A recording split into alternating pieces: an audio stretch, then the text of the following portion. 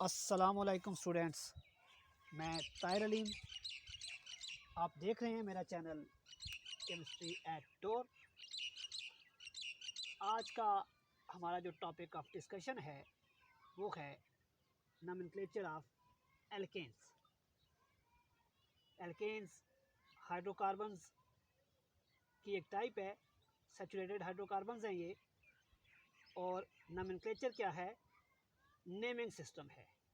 यानी आज हम अल्केन्स को नाम देना सीखेंगे कि अगर एल्केन्स का फार्मूला हमारे सामने आ जाता है तो हम उसे कैसे नाम दे सकते हैं, या अगर हमें एल्केन का नाम बताया जाता है तो हम कैसे उसका स्ट्रक्चर लिख सकते हैं। नोमेनक्लेचर, ये जो नोमेनक्लेचर हम डिस्कस करेंगे आज, ये कॉमन नेम्स की बजाय हम जो है ये IUPAC नेमिंग को डिस्कस करेंगे। आयोपिक IUPAC नेमिंग, IUPAC से क्या बनता है? International union of pure and applied chemistry. तो ये सेट रूल्स हैं इंटरनेशनल यूनियन की तरफ से, जिन रूल्स के तहत हम एल्केन्स को नाम देंगे और ये नाम फिर पूरी वर्ल्ड में एक्सेप्टेबल होंगे। और IUPAC नोमेनक्लेचर का एक मकसद है कि हर डिफरेंट कंपाउंड जो है उसका नाम डिफरेंट आए और कभी भी दो सेम कंपाउंड्स का नाम डिफरेंट ना आए। और इसका फ़ायदा ये है कि ये पूरी वर्ल्ड पे एक्सेप्टेबल होता है। यानी अगर एक कंट्री में, अमेरिका में रिसर्च की जाती है तो इंडिया वाले उसको रिजेक्ट नहीं कर सकते, या इंडिया की जो रिसर्च है उससे अमेरिका वाले फ़ायदा उठा सकते हैं, पाकिस्तान की रिसर्च से ईरान वाले फ़ायदा उठा सकते हैं। क्योंकि ये आप समझ लें कि ये जो नोमेनक्लेचर के रूल्स हैं ये एक यूनिवर्सल लैंग्वेज है, जिससे हर कंपाउंड का सेम नाम यूज़ किया जाएगा तमाम मुल्कों से, बजाय इसके कि अगर ये सिस्टम ना होता तो हर मुल्क जो है वो अपनी ज़ुबान के हिसाब से डिफरेंट नाम लेता। और हो सकता है कि दो डिफरेंट कंपाउंड सेम चीज़ के बारे में, दो डिफरेंट कंट्रीज़ एक सेम कंपाउंड के बारे में बात कर रहे होते लेकिन नाम डिफरेंट यूज़ कर रहे होते। तो ये नोमेनक्लेचर का फ़ायदा है। अगर हम एल्केन्स की नेमिंग की बात करें और अनब्रांच्ड एल्केन्स की बात करें, यानी ऐसे एल्केन जिनके ऊपर ब्रांच नहीं लगी हुई है, तो ऐसे एल्केन जिनके ऊपर ब्रांच नहीं लगी हुई है, सब्स्टिट्यूएंट नहीं लगा हुआ है, उनको नाम देने के लिए हम जो है वो सिंपल कार्बन की तादाद को मद्देनज़र रखते हैं। एक कार्बन वाला जो एल्केन होगा उसका नाम मीथेन होगा, दो कार्बन वाला जो एल्केन होगा उसका नाम इथेन होगा, तीन कार्बन वाला जो एल्केन होगा उसका नाम प्रोपेन, चार वाले का ब्यूटेन, पाँच वाले का पेंटेन, छः वाले का एक्सेन, सात वाले का एप्टेन, आठ वाले का ऑक्टेन, सो ऑन। और अगर 7 कार्बन है तो उसमें हाइड्रोजन कितने आएंगे, इसके लिए मैं पहले भी एक वीडियो बना चुका हूँ। CnH2n+2 एक जनरल फार्मूला आप एल्केन का यूज़ करेंगे तो आपके पास उसमें हाइड्रोजन की तादाद आ जाएगी, और अगर ये साइक्लिक है तो उसमें से 2 हाइड्रोजन कम हो जाएंगे। अगर हम बात करते हैं ब्रांच्ड एल्केन की नेमिंग की, यानी उनके ऊपर ब्रांच लगी हुई है, तो पहले मैं ब्रांच या सब्स्टिट्यूएंट का कॉन्सेप्ट आपको क्लियर कर दूँगा। सब्स्टिट्यूएंट का क्या मतलब है? मिसाल के तौर पर मैं आपके सामने एक एल्केन लिखता हूँ जो कि विदाउट सब्स्टिट्यूएंट है, प्रोपेन।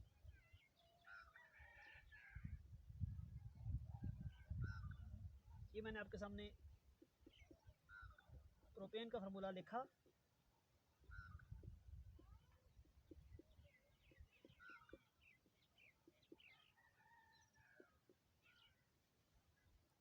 यानी इसमें कार्बन कार्बन के साथ अटैच है, हर कार्बन दूसरे एक कार्बन के साथ अटैच है और बाकी हाइड्रोजन लगे हुए हैं।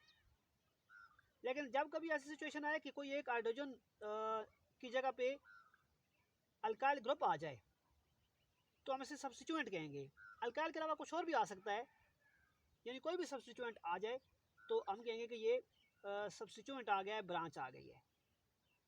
फॉर एग्ज़ाम्पल, अगर मैं इस हाइड्रोजन की जगह पे मिथाइल लिख देता हूँ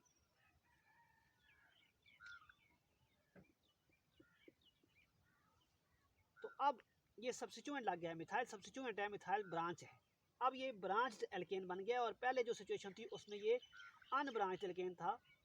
तो ये ब्रांच लग गई है।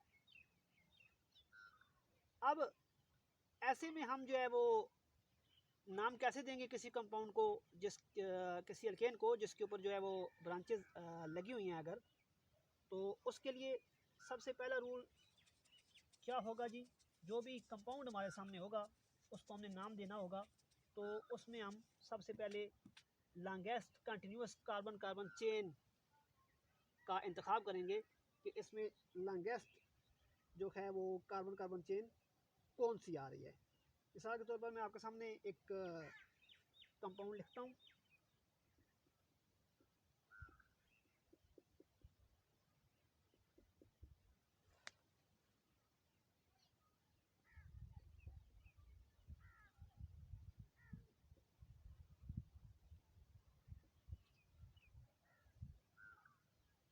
इसमें मैं यहाँ पे एक हाइड्रोजन लगा देता हूँ, यहाँ पे मैं एक ब्रांच लगा देता हूँ। ये है जी इथाइल लगा हुआ है CH2 CH3। अब ये कंपाउंड है मेरे सामने और मैंने इसको नाम देना है। तो सबसे पहला स्टेप क्या होगा, ये मैं एग्जांपल साथ ले रहा हूँ, साथ ही रूल्स भी आपको बताता जाऊँगा। तो इस तरह से प्रैक्टिकली रूल जो है वो अप्लाई भी होगा, तो आपको रूल की भी समझ आती रहेगी और उसको अप्लाई कैसे करना है वो भी आपको समझ आती रहेगी। तो सबसे पहले आपने longest continuous carbon carbon chain का इंतखाब करना है।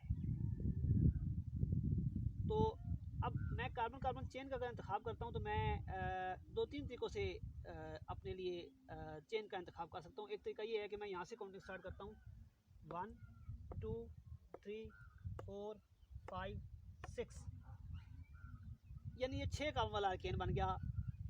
और इसी लॉन्गेस्ट जो चेन आएगी उसी के हिसाब से उस जो अल्केन होगा उसका पेरेंट नेम आएगा आपके पास। अगर मैं यू काउंटिंग करता हूँ तो ये 6 कार्बन वाला बन गया। अगर मैं यू काउंटिंग करता हूँ 1 2 3 4 तो ये 4 कार्बन वाला बन गया। अगर मैं यू काउंटिंग करता हूँ 1 2 3 4 5 6 7 तो अब ये 7 कार्बन वाला एल्केन बन गया है। तो आपके ख्याल में काउंटिंग मुझे कैसे करनी चाहिए? जी हाँ, मुझे यहाँ से काउंटिंग स्टार्ट करनी चाहिए। यानी मैं इसको कहूँगा, जो नाम दूंगा इस कार्बन को 1 2 3 4 5 6 7, इस कार्बन को मैं 7 का नाम दूंगा ताकि मेरे पास longest continuous carbon carbon chain है। अब कंटिन्यूस का क्या मतलब है वो भी ध्यान में रखिएगा। यानी अगर मैं यहाँ पे कहता हूँ 1 2 3 4 यहाँ पे आता हूँ और फिर यहाँ से जंप लगा के यहाँ पे आ जाता हूँ तो ये कंटिन्यूस नहीं रहता। कंटिन्यूस का मतलब है मुसलसल चलता रहे वही वाला, आप दरम्यान में गैप दे के ना आए, उस चेन को तोड़ के ना आए, चेन टूटे ना। तो देख लें हमने लॉन्गेस्ट जो है वो चेन का इंतखाब किया है। ये आपका पहला स्टेप होगा।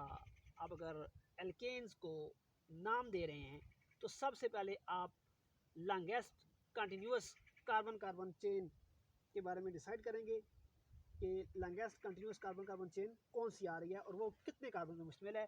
वो आपने लॉन्गेस्ट का इंतखाब करना है कि लॉन्गेस्ट आए और कंटिन्यूस भी हो।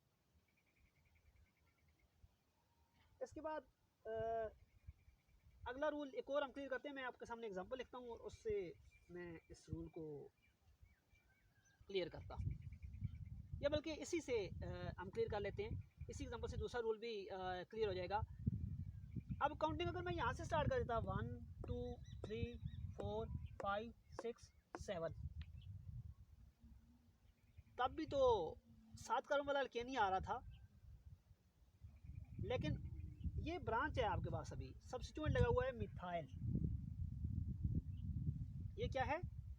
सब्स्टिट्यूएंट है।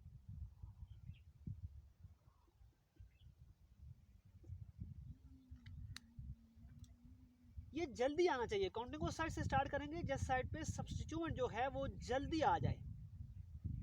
यानी यहाँ से अगर मैं काउंटिंग स्टार्ट करूँ तो तीसरे नंबर पे सब्स्टिट्यूएंट आ गया है। लेकिन अगर काउंटिंग में यहाँ से स्टार्ट करता है, इसको 1 कहता है, 2 3 4 तो ये 5 पे जाके सब्स्टिट्यूएंट आता। तो सेकंड रूल आपने ध्यान में ये रखना है कि आपने काउंटिंग उस साइड से स्टार्ट करनी है जिस साइड पे सब्स्टिट्यूएंट जल्दी आ जाए, सब्स्टिट्यूएंट को लो से लो नंबर मिले। यानी मैंने यहाँ से काउंटिंग स्टार्ट किया तो सब्स्टिट्यूएंट को 3 नंबर मिला है जो कि लो है। और अगर यहाँ से स्टार्ट करता तो सब्स्टिट्यूएंट किस नंबर पे आ रहा था, किस कार्बन पे आ रहा था, 5 पे आ रहा था, 5 पे, जो कि हायर नंबर है।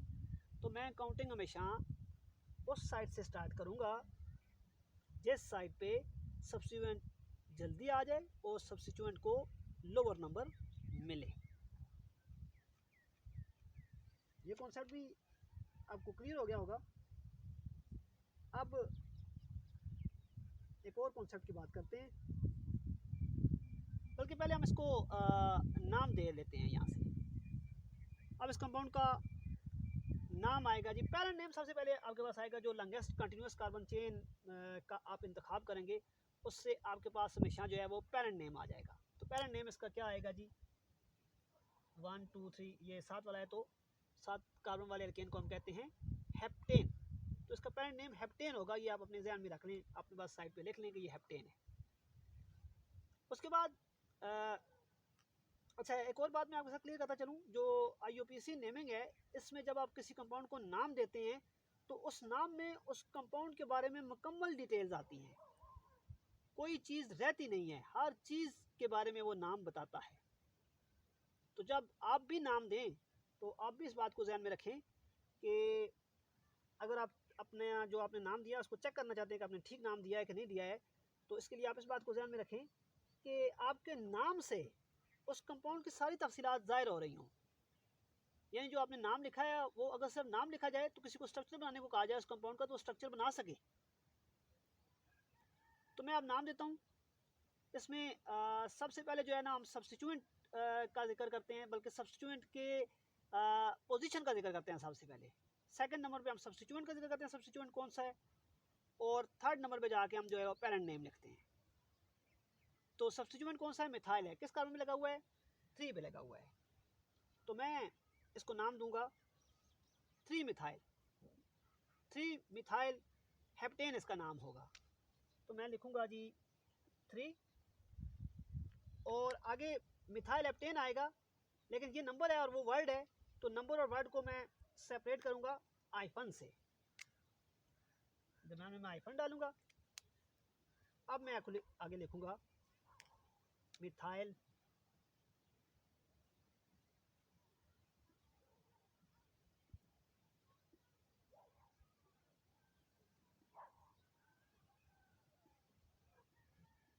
हेप्टेन। अब देख सकते हैं कि ये जो मैंने नाम लिखा है, इस नाम से इस कंपाउंड के बारे में मुकम्मल तफसीलात ज़ाहिर हो रही हैं। कोई चीज़ ऐसी नहीं है कि जो इस नाम से शो ना हो रही हो या सामने ना आ रही हो, हर चीज़ सिर्फ इस नाम से भी सामने आ रही है। तो ये हमने इसको नाम दे लिया। अब आपके सामने मैं एक और मिसाल लिखता हूँ, उससे अगला रूल आपको समझ आएगा।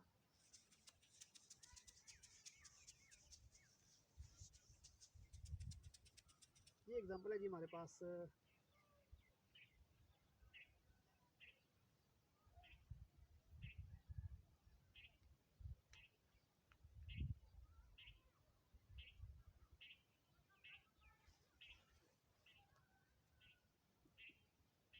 H3C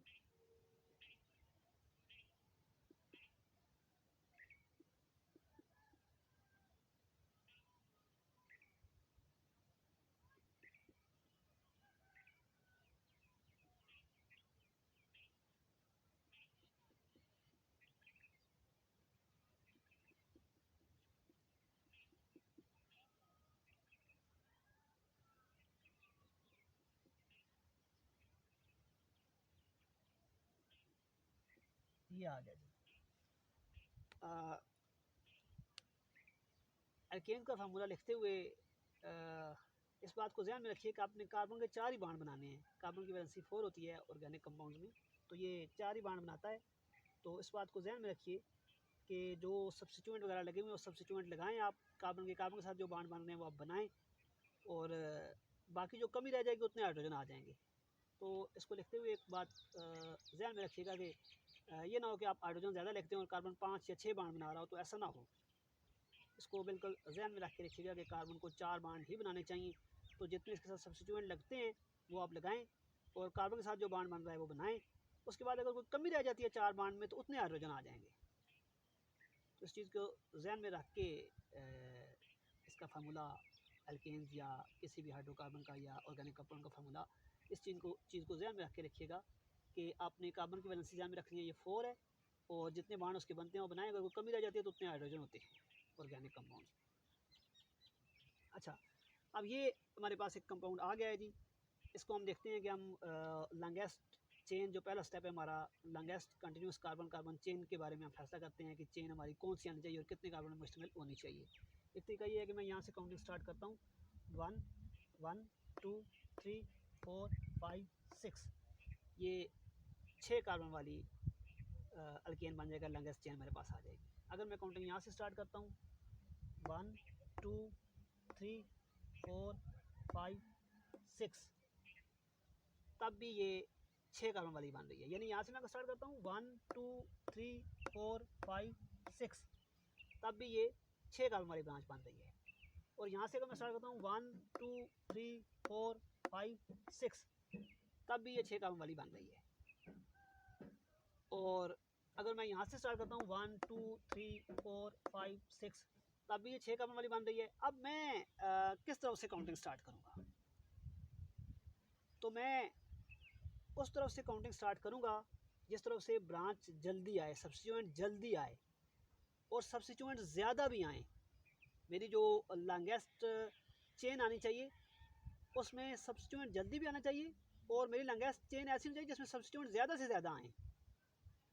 तो इसके लिए मैं काउंटिंग यहाँ से स्टार्ट करूँगा, क्योंकि अगर मैं यहाँ से स्टार्ट करूँगा तो सेकंड नंबर पे ब्रांच आ जाती है, लेकिन अगर मैं यहाँ से काउंटिंग स्टार्ट करता हूँ तो थर्ड नंबर पे जाके ब्रांच आती है, और मैं यहाँ से काउंटिंग स्टार्ट करता हूँ तो तब भी थर्ड नंबर पे ब्रांच आती है। तो मैं काउंटिंग यहाँ से स्टार्ट करूँगा। तो काउंटिंग में स्टार्ट करता हूँ जी, 1 2 3 4 और 5 6। अब ध्यान में रखेंगे काउंटिंग में इस तरफ लेके जाता हूँ, इस तरफ लेके आता हूँ, दोनों तरफ से ये 6 कार्बन वाला ही एल्केन बनेगा, तो उसमें मुझे प्रॉब्लम नहीं आएगा। अच्छा, अब यहाँ पे एक और रूल क्लियर होगा जब मैं इसको नाम दूंगा। वो रूल ये है कि अगर सब्स्टिट्यूएंट ज़्यादा हैं तो आपने ये बात ध्यान में रखनी है कि आपने हर सब्स्टिट्यूएंट की पोजीशन भी बतानी है, यानी किस कार्बन नंबर पे वो मौजूद है, और सब्स्टिट्यूएंट के नाम भी बताने हैं। अब यहाँ पे सब्स्टिट्यूएंट दो डिफरेंट आ रहे हैं। यहाँ पे आप देख सकते हैं ये इथाइल है, ये इसको अगर आप देखें सब्स्टिट्यूएंट को आप देखें तो ये इथाइल लगा हुआ है कार्बन नंबर 4 पे, CH3CH2। इसको दूसरे लफ्ज़ों में आप आसान करके आप C2H5 भी लिख सकते हैं, ये वही चीज़ लिखी हुई है। तो एक जो ब्रांच लगी हुई है, जो सब्स्टिट्यूएंट लगा हुआ है वो इथाइल है और दूसरा सब्स्टिट्यूएंट मिथाइल है।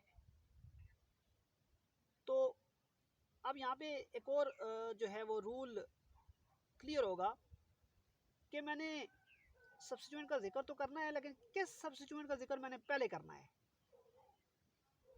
तो इसके लिए बड़ा आसान है, अल्फ़ाबेटिकली मैंने देखना है कि कौन सा सब्स्टिट्यूएंट पहले आना चाहिए। इथाइल ई से स्टार्ट हो रहा है और मिथाइल एम से स्टार्ट हो रहा है और ई अल्फ़ाबेटिकली पहले आता है, तो मैं इथाइल का जिक्र पहले करूँगा और मिथाइल का जिक्र मैं इससे बाद में करूँगा।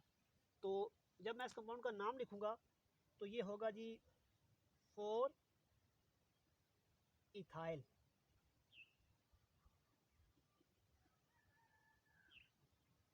अब मैं मिथाइल का जिक्र करूँगा 2 मिथाइल,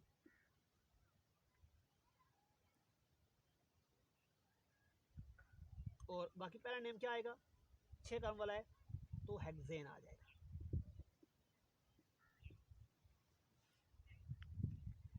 ठीक है, यहाँ पे हमने जो बात की कि अगर जो सब्स्टिट्यूएंट है वो एक से ज़्यादा आते हैं तो सब की आपने सबका नाम भी बताना है, सबकी पोजीशन भी बतानी है, लेकिन किसका जिक्र कब करना है, किस सब्स्टिट्यूएंट को कब लिखना है, वो उसके लिए आप अल्फ़ाबेटिकल आर्डर को देखेंगे।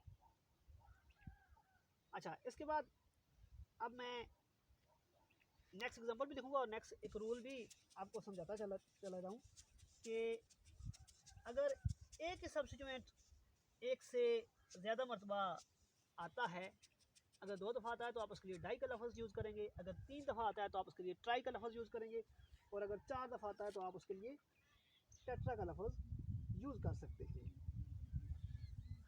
मिसाल के तौर पर मैं आपके सामने एक एग्ज़ाम्पल लेता हूँ। ये है जी,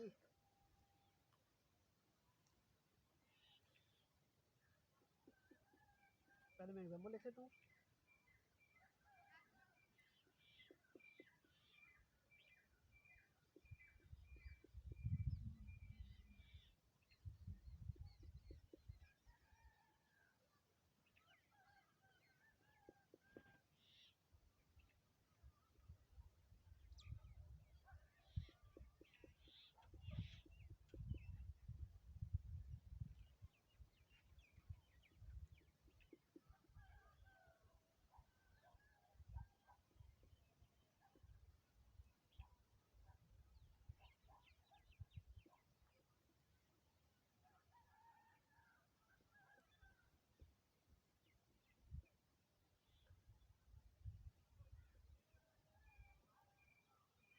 जी, ये एक मैंने आपके सामने एक एल्केन की एग्ज़ाम्पल लिख दी है। अब इसमें अगर हम पहला रूल अप्लाई करते हैं, इसको नाम देने की हम कोशिश करते हैं, देखते हैं कि हमने जो रूल्स सीखे हैं वो कैसे अप्लाई होते हैं। तो इसको काउंटिंग करते हैं, longest continuous carbon carbon chain का फैसला करते हैं कि वो कितने कार्बन में मुश्तमिल है। एक तरीका ये है कि मैं यहाँ से काउंटिंग स्टार्ट करूँ, 1 2 3 4 5 6 7, ये 7 कार्बन पे आता है, मुश्तमिल होता है। और एक तरीका ये है कि मैं यहाँ से काउंटिंग स्टार्ट करूँ, 1 2 3 4 5 6 7, ये तब भी 7 पे आ रहा है, आप देखिएगा। और एक तरीका ये है कि मैं यहाँ से काउंटिंग स्टार्ट करता हूँ, 1 2 3 4 5 6 7, तब भी ये 7 कार्बन पे मुश्तमिल है। तो अब मैं काउंटिंग किस तरफ से स्टार्ट करूँगा? जी बिल्कुल, उस तरफ से स्टार्ट करूँगा जिस तरफ जो है वो ब्रांचेस जो हैं वो जल्दी आएँ और ज़्यादा आएँ। तो अगर मैं इस साइड से काउंटिंग स्टार्ट करता हूँ तो दूसरे नंबर पे ब्रांच आ जाती है, और इस तरफ से स्टार्ट करता हूँ तो तीसरे नंबर पे आती है, यहाँ से स्टार्ट करता हूँ तब भी तीसरे नंबर पे आती है। तो डेफिनेटली मैं काउंटिंग यहाँ से स्टार्ट करूँगा, 1 2 3 4 5 6 और 7। अच्छा, अब इससे आगे मैंने सब्स्टिट्यूएंट का जिक्र करना है, उनकी पोजीशन बतानी है और बताना है कौन कौन से सब्स्टिट्यूएंट हैं। अब यहाँ पे हम देखें तो सब्स्टिट्यूएंट मेरे पास टोटल कितने हैं, 1 2 3 4 सब्स्टिट्यूएंट हैं, लेकिन 3 सब्स्टिट्यूएंट एक जैसे हैं या मिथाइल ही हैं। तो एक जैसे 3 आ गए तो उसके लिए मैं ट्राई का वर्ड यूज़ करूँगा, ये ध्यान में रखिएगा। पोजीशन इन सब की लिखूंगा कौन कौन सी है और ट्राई का वर्ड यूज़ करूँगा। और चौथा जो है वो ये सब्स्टिट्यूएंट लगा हुआ है, उसको आप देखें तो ये प्रोपाइल है, और इसके साथ मैं एन प्रोपाइल भी लिखूंगा, क्योंकि ये एन प्रोपाइल है, इसके ऊपर ब्रांच जो ये लगा हुआ ना, इसके अपने ऊपर कोई सब्स्टिट्यूएंट नहीं है, स्ट्रेट चेन है, ब्रांच चेन नहीं है। तो मिथाइल है और प्रोपाइल है। तो चूँकि जो मिथाइल है वो पहले आता है अल्फ़ाबेटिकली और प्रोपाइल बाद में आता है, तो मैं मिथाइल का जिक्र पहले करूँगा। तो मिथाइल को देखता हूँ किस किस पोजीशन पे है, 2 पे है, 3 पे है और 5 पे है। तो मैं लिखूँगा, जब नाम लिखूँगा मैं लिखूँगा 2 3 5 ट्राई मिथाइल।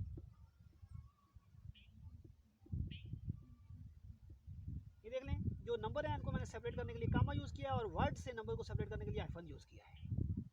Tri methyl. अब आगे आएगा एन प्रोपाइल, बल्कि पोजीशन पहले बताऊंगा, 4 एन प्रोपाइल, और आगे पेरेंट नेम 7 कार्बन वाला है तो एप्टेन। ये मैंने इसको नाम दे दिया। अच्छा, अब एक और चीज़ क्लियर करते हैं, एक और एग्जाम्पल मैं आपके सामने लिखता हूँ, उससे आपको ये बात समझ आएगी।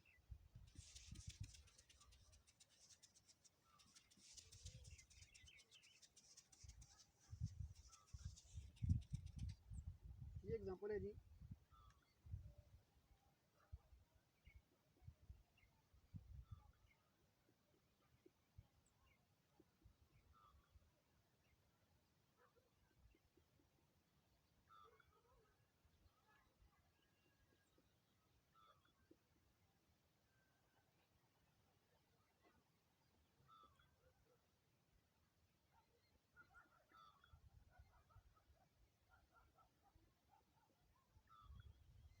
जी। अब ये काउंटिंग में अगर इस साइड से स्टार्ट करता हूँ 1 2 3 4 5 6, 6 का वाला यहाँ से स्टार्ट करता हूँ 1 2 3 4 5 6, 6 का वाला अल्केन है। किस साइड से स्टार्ट करूँगा? जिस साइड से ब्रांच जल्दी आती है, लेकिन इस साइड से स्टार्ट करता हूँ तब भी सेकंड नंबर पे आती है, और इस साइड से स्टार्ट करता हूँ तब भी सेकंड नंबर पे आती है। अब मेरे लिए एक प्रॉब्लम बन गया कि मैं काउंटिंग किस साइड से स्टार्ट करूँगा, क्योंकि दोनों तरफ से जो पहला सब्स्टिट्यूएंट आ रहा है वो सेकंड नंबर पे ही आ रहा है। हमने तो ये सीखा हुआ था कि उस साइड से काउंटिंग स्टार्ट करनी है जिस साइड पे सब्स्टिट्यूएंट जल्दी आए। तो अब प्रॉब्लम बन गया। तो अब आपने अगला सब्स्टिट्यूएंट देखना है। अगर मैं इस साइड से काउंटिंग स्टार्ट करूँगा तो ये तीसरे नंबर पे नेक्स्ट सब्स्टिट्यूएंट आ रहा है, और इस साइड से काउंटिंग स्टार्ट करूँगा तो नेक्स्ट सब्स्टिट्यूएंट 1 2 3 4 पे आ रहा है, उस साइड से 3 पे आ रहा है। तो डेफिनेटली मुझे इस तरफ से काउंटिंग स्टार्ट करनी चाहिए कि अगला सब्स्टिट्यूएंट जल्दी आ जाए। अगर पहला सब्स्टिट्यूएंट बराबर आ जाए दोनों तरफ से तो आप अगले सब्स्टिट्यूएंट को देखें, अगर वो भी बराबर जाता है तो आप नेक्स्ट सब्स्टिट्यूएंट को देख लें। तो डेफिनेटली ये काउंटिंग मेरी यहाँ से स्टार्ट होगी, क्योंकि जो नेक्स्ट सब्स्टिट्यूएंट है वो इस साइड से जल्दी आ जाएगा और इस साइड से लेट आएगा। 1 2 3 4 5 6। अब इसका नाम मैं कैसे लिख सकता हूँ? 6 का नंबर है और तीनों जो ब्रांचेज हैं वो मिथाइल हैं, तो ट्राई का वर्ड यूज़ करूँगा और इनकी पोजीशन बताऊँगा। तो ये पोजीशन आती है जी 2 3 5, तो इसका नाम आएगा 2 3 5 ट्राई मिथाइल।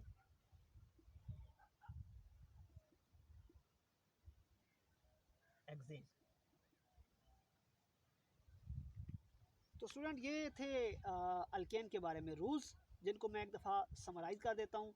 अल्केन को नाम देते हुए आपने सबसे पहले longest continuous carbon carbon chain का इंतखाब करना है, उसकी सिलेक्शन करनी है कि वो कितने कार्बन पे मुश्तमिल है। लेकिन इस चेन का इंतखाब करते हुए आपने बहुत सारी बातें ध्यान में रखनी है। आपने उस चेन का इंतखाब करना है जिसमें ब्रांचेज जल्दी आ रही हूँ, यानी ब्रांचेज को लोअर नंबर में रहा, सब्स्टिट्यूएंट जल्दी आ रहे हों। आपने उस चेन का इंतखाब करना है जिसमें सब्स्टिट्यूएंट ज़्यादा आ रहे हों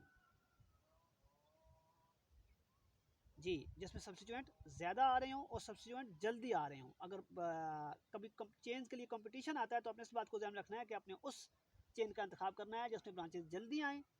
अगर एक दो ब्रांचेज बराबर आती है तो अगली ब्रांच को देख लें, और जिसमें ब्रांचेज ज़्यादा आएँ। और नाम देते हुए आपने मुकम्मल तफसीलात, आप जो नाम दें उससे उस कंपाउंड की मुकम्मल तफसीलात ज़ाहिर हो रही हों, यानी कितने सब्स्टिट्यूएंट हैं ये भी आपने लाजमी बताना है, और किस किस पोजीशन पे हैं ये भी आपने लाजमी बताना है। अगर सब्स्टिट्यूएंट एक ही तरह के सब्स्टिट्यूएंट रिपीट होते हैं तो आपने उसके हिसाब से, अगर 2 दफ़ा रिपीट हो रहे तो डाई, 3 दफ़ा हो रहे तो ट्राई, टेट्रा वगैरह का लफ्ज़ यूज़ करना है। और अगर सब्स्टिट्यूएंट डिफरेंट आ रहे हैं तो आपने किस सब्स्टिट्यूएंट का जिक्र पहले करना होता है? आपने अल्फ़ाबेटिकल आर्डर को देखना होता है। अल्फ़ाबेटिकली जो सब्स्टिट्यूएंट पहले आता है आपने उसका जिक्र पहले करना है, और जो बाद में आता है आपने उसका जिक्र बाद में करना है। जो नंबर लिखते हैं आप सब्स्टिट्यूएंट की पोजीशन बताते हुए, मिसाल के तौर पर अगर एक ही सब्स्टिट्यूएंट 3 दफ़ा आ रहा है 3 मुख्तलिफ कार्बन पे, तो ये जो नंबर आप लिखेंगे उनको अलग करेंगे एक दूसरे से कॉमा के ज़रिए। और जो वर्ड आप लिखेंगे, यानी आप पेरेंट नेम लिखेंगे या ब्रांच सब्स्टिट्यूएंट का नाम लिखेंगे, उसको नंबर से सेपरेट करने के लिए आप आइफन यूज़ करेंगे। स्टूडेंट ये था हमारा आज का टॉपिक। उम्मीद करता हूँ आपको नोमेनक्लेचर ऑफ एल्केन की समझ आ गई होगी और आइंदा आपके लिए नाम देना मुश्किल नहीं होगा। लेकिन ट्राई कीजिएगा, इसको अप्लाई कीजिएगा, अपनी बुक को देखिएगा, उसमें एक्सरसाइज में देखिएगा, मुख्तलिफ़ किस्म के जो है ना वो टीचर ने जो आपको असाइनमेंट्स दी हुई हैं उन कंपाउंड को नाम देने की कोशिश कीजिएगा। अगर फिर भी आपको समझ ना आई तो कमेंट में वो कंपाउंड लाजमी लिखिएगा। हम जो बात आपको समझ नहीं आ रही होगी मैं उसको नाम दे के आपको वो बात समझाऊँगा। अगर आपको वीडियो अच्छी लगी है तो उसको लाइक करें और अपने जानने वालों के साथ शेयर करें। और अगर आप ऐसी मज़ीद वीडियोस देखना चाहते हैं और आपको चैनल अच्छा लग रहा है तो चैनल को लाजमी सब्सक्राइब करें और बेल के बटन को भी लाजमी दबाएं। अपना और अपने इर्द गिर्द के लोगों का ख्याल रखिएगा। Thank you very much. अल्लाह हाफिज़।